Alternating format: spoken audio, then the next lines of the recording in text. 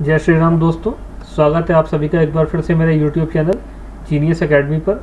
दोस्तों, आज मैं आपके सामने इकोनॉमिक्स का अपना दूसरा लेक्चर लेके आया हूं, जो चैप्टर 1 का टॉपिक 2 है, प्रोडक्शन पॉसिबिलिटी कर्व, जिसको आप PPC भी कहते हैं, PPC के बाद नाम से भी ये जाना जाता है। तो मैं आपको PPC के बारे में आज बताने जा रहा हूँ। तो आइए बिना टाइम गवाए वीडियो को शुरू करते हैं। तो PPC stands for production possibility curve. क्या होता है ये? तो ये इस तरह का एक कर्व होता है जहाँ पर हम दो प्रोडक्ट के बीच में पॉसिबिलिटी के जो ऑप्शंस हैं उनमें कंपेयर करते हैं। फॉर एग्जांपल, आपके पास 100 रुपीज़ है।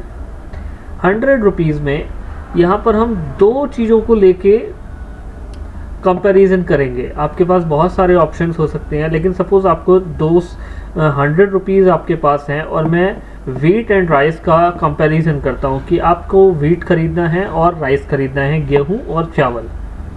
अब आप वीट की जितनी क्वांटिटी बढ़ाते जाएंगे, राइस की उतनी क्वांटिटी कम होती चली जाएगी। जितना राइस बढ़ाना चाहेंगे, वीट कम होता चला जाएगा। तो यहाँ पर वही कंपैरिजन है। देखिए, प्रोडक्ट ए और प्रोडक्ट बी।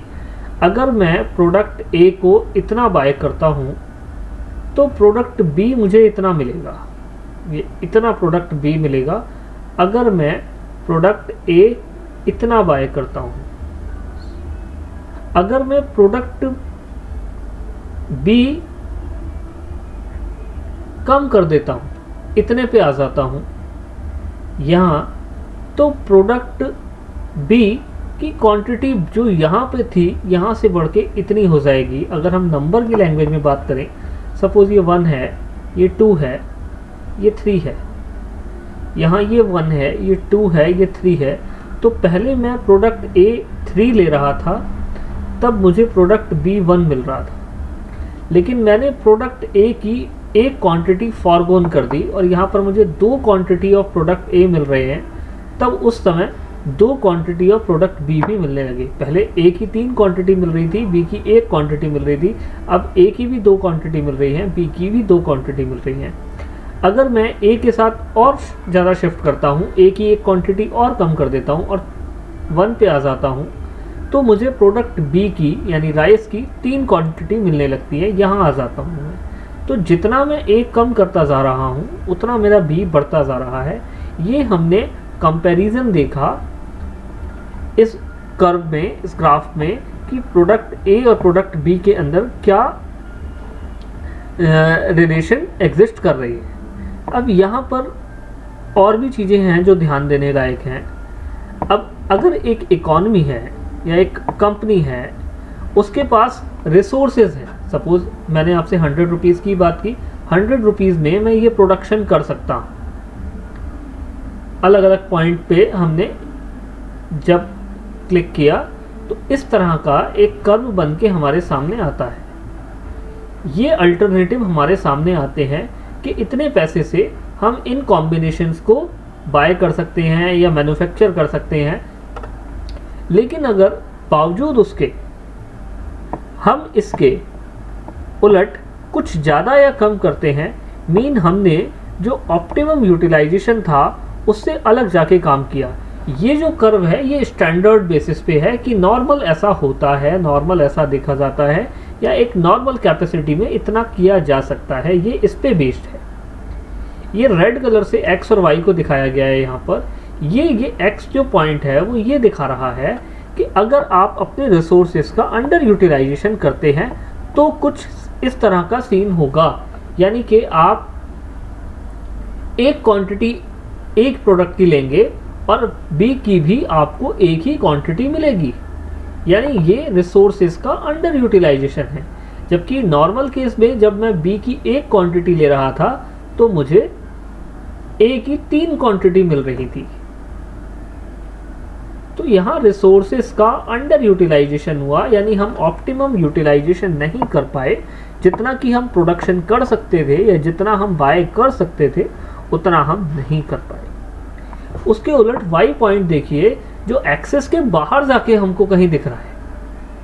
ये क्या दिखाने की कोशिश कर रहा है? ये दिखाने की कोशिश कर रहा है कि देखिए ये यहाँ और यहाँ,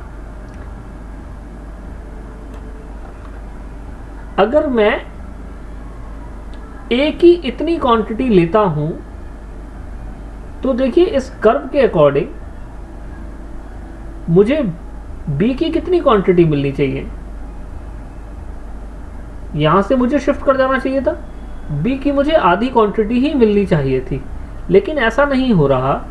ए की भी मैं इतनी क्वांटिटी ले रहा हूं और यहां से कर्व कट कर रहा है, और बी की भी मुझे इतनी क्वांटिटी मिल रही है, यानी कि 2 एंड मोर क्वांटिटी मुझे बी प्रोडक्ट भी मिल पा रहा है और 3 एंड मोर प्रोडक्ट ए भी मिल पा रहा है।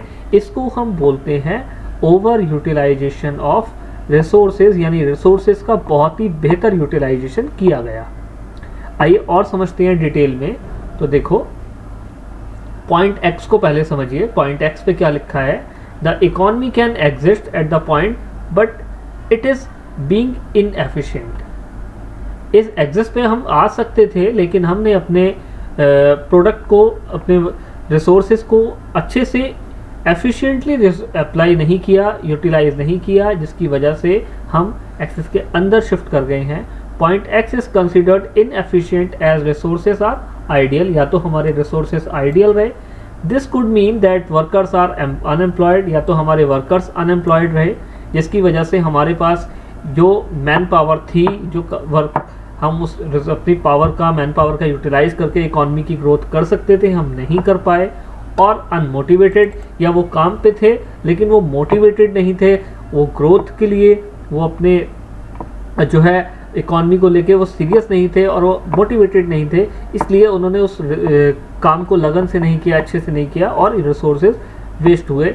मशीन्स आर आइडियल, मशीन खाली रही, पावर यूटिलाइज हुई, लेकिन मशीनों पर आइडियल होने की वजह से काम नहीं हुआ। तो इस तरह के कुछ फैक्टर्स की कॉज की वजह से हम अपने रिसोर्सेज का वो भरपूर इस्तेमाल नहीं कर पाए जो हम कर सकते थे। वाई पॉइंट ऐसा क्यों होता है, तो point Y is unattainable as the economy does not have enough resource to produce both of the products. यहाँ पर ये कह रहा है कि यहाँ पर ये एक तरीके से इम्पॉसिबल जैसी चीज़ है, लेकिन ये इम्पॉसिबल है नहीं, क्योंकि अगर हम अपने रिसोर्सेज को बहुत अच्छे से यूटिलाइज करते हैं तो हम इस चीज़ को अटेनेबल कर सकते हैं, इसके बाहर जाके भी चीज़ें कर सकते हैं, लेकिन नॉर्मल सीन में ये इम्पॉसिबल जैसा है। Point Y is unattainable as the economy does not have enough resource to produce both of the products. अगर नॉर्मल सीन में देखा जाए तो हम इतना अटेन नहीं कर सकते, लेकिन जब हम ओवर यूटिलाइजेशन करते हैं, जैसे नॉर्मल केस में हमारी टेक्नोलॉजी ज़्यादा बेटर हो गई, या हमारा यूथ है, हमारी जो मैन पावर है वो बहुत ज़्यादा मोटिवेटेड हो जाए और वो नॉर्मल से कहीं ज़्यादा करने के लिए जो है एग्री हो जाए, ईगर हो जाए, तो इस केस में ये ऐसा हो सकता है, वरना नॉर्मल सीन में ये अनअटेनेबल है। Movement along the curve. अब हम देखेंगे कि कर्व मूव करता है, जैसे मैंने आपको बताया कि ये डाउनवर्ड मूव होगा। अगर हम यहाँ पर हो सकते थे और हम यहाँ रह गए तो हम डाउनवर्ड स्लोप में हैं, और अगर हम यहाँ हैं हो सकते थे लेकिन हमने इतना पा लिया, इसका मतलब हम अपवर्ड आगे की तरफ मूव कर रहे हैं। तो कर्व का मूवमेंट मैं आपको बताने जा रहा हूँ। मूवमेंट क्या है, movement along the PPC involve an opportunity cost. For instance, if the economy move from point A to B, less product B will be formed and less product A will be produced as compared to before. This would result in an opportunity cost of some product A what was the produced, therefore all along the PPC opportunity cost is incurred. आपको पता होगा opportunity cost, next best cost क्या होती है कि जब हम किसी एक प्रोडक्ट की क्वांटिटी को बढ़ा रहे हैं तो दूसरे प्रोडक्ट की क्वांटिटी अपने आप कम हो रही है, तो जो क्वांटिटी कम हो रही है वो अपने आप में अपॉर्चुनिटी कॉस्ट है जो हम पे कर रहे हैं इस अपॉर्चुनिटी को पाने के लिए। तो जब हम एक अपॉर्चुनिटी को पाएंगे तो दूसरी अपॉर्चुनिटी हमारे हाथ से अपने आप चली जाएगी। जैसे फॉर एग्जांपल मैं किसी कंपनी में जॉब करके 50,000 रुपये सैलरी ले सकता हूँ, ये मेरी सैलरी है। अब मैं सैलरी ना लेकर के अपना बिजनेस शुरू करता हूँ, बिजनेस में प्रॉफिट कमाता हूँ, तो जो बिजनेस में प्रॉफिट कमाता हूँ वो मेरा प्रॉफिट है, लेकिन इसके लिए मैंने क्या कॉस्ट दी, 50,000 रुपये जो मैं सैलरी कमा सकता था उसकी कॉस्ट मैंने इनकर्ड की, वो मेरी अपॉर्चुनिटी कॉस्ट है। तो मूवमेंट को हम बात कर रहे थे। Shift in the production possibility curve, आइए देखते हैं। राइट वर्ड शिफ्ट, ये देखिए reason for rightward shift, the quantity of resources available products can increase, labour can increase if there is an increase in the population. हमारी population की बढ़ने की वजह से हमारे पास लेबर बढ़ गई, जिसकी वजह से हमारे रिसोर्सेज बढ़े। Increase in the capital where more machine factory and tools are produce, अगर हमने मशीनें बढ़ा दी हैं, टूल्स बढ़ा दी, तो हमारे रिसोर्सेज, तो quality of resource might have improve, अगर हमने रिसोर्सेज की क्वालिटी को इम्प्रूव किया है तो उस केस में भी, जो मैंने अभी आपको बताया था कि हम अपने नॉर्मल स्लोप से वाई पॉइंट की तरफ मूव कर रहे हैं, यानी कि हम ज़्यादा बेटर परफॉर्म कर पा रहे हैं, जो हम नॉर्मल करते उससे कहीं ज़्यादा हम पा रहे हैं। लेफ्टवर्ड शिफ्ट, लेफ्टवर्ड मैंने आपको बताया कि जो हम कर सकते थे उतना नहीं कर पाए और हम अपने रिसोर्सेज का ऑप्टिमम यूटिलाइजेशन ना कर पाने की वजह से पीछे रह गए। इसके क्या रीज़न हो सकते हैं, तो देखिए reason for leftward shift, less resources available, या तो रिसोर्सेज की कमी रह गई। PPC can also shift inward to the left due to war और natural disaster which reduce the country's resources. तो अगर ऐसी कोई स्थिति आ जाती है तो हम अपने जो रिसोर्सेज का भरपूर इस्तेमाल नहीं कर पाते और उस केस में हम अपने रिसोर्सेज का ऑप्टिमम यूटिलाइजेशन ना होने की वजह से जो कर सकते थे उससे भी पीछे रह जाते हैं। उसके बाद है एक change in the slope of the PPC. अब ये देखिए क्या है कि यहाँ से ये था लेकिन यहाँ से ये ना हो करके ये हो गया, ऐसा क्यों हुआ, यानी कि जो हमको ये इतना था मिल रहा है, इसके बावजूद ये इतना मिलने की जगह इतना मिला, यानी ये भी मिल गया और ये भी मिल गया। इसके क्या रीज़न होंगे, तो देखिए if there is a change in the quantity and quality of resources which are specified to the production of one type of good, then the entire PPC will not shift to the right but only the slope will change. Example, technological improvement जो आपसे मैं शुरू से discuss कर रहा हूँ, in the production of product B has caused the maximum number of produce B to increase but the maximum number of product A does not change. It can also be the other way around where the slope move vertically upward indicating increase in the maximum number of product ए। तो मैंने जो आपको बताया कि यहाँ पर ए में कोई चेंज नहीं आया बल्कि बी में चेंज आया। क्यों, क्योंकि बी की में भी टेक्नोलॉजी अच्छी हो जाए या बी के प्राइसेस कम हो गए हैं या बी के साथ कुछ भी ऐसा फैक्टर हुआ है जिसकी वजह से जो पहले बी इतना था अब इतना हो गया, ए आज भी उतना ही है। सपोज मैंने डिसाइड किया कि मुझे 70 रुपीज़ का तो वीट खरीदना है, 30 रुपीज़ के राइस खरीदने हैं। अब राइस के प्राइसेस अगर कम हो जाते हैं तो ऑटोमेटिकली वीट तो वही कमाई है, राइस की क्वांटिटी मेरी यहाँ पर शिफ्ट हो जाएगी, बढ़ जाएगी। क्यों, क्योंकि उतने ही पैसों में राइस की क्वांटिटी बढ़ गई। यहाँ ए पर कोई फर्क नहीं पड़ेगा बल्कि बी पे फर्क पड़ेगा और जो पीपीसी है वो यहाँ से हट के यहाँ आ जाएगा। तो इस तरह से पीपीसी वर्क करता है।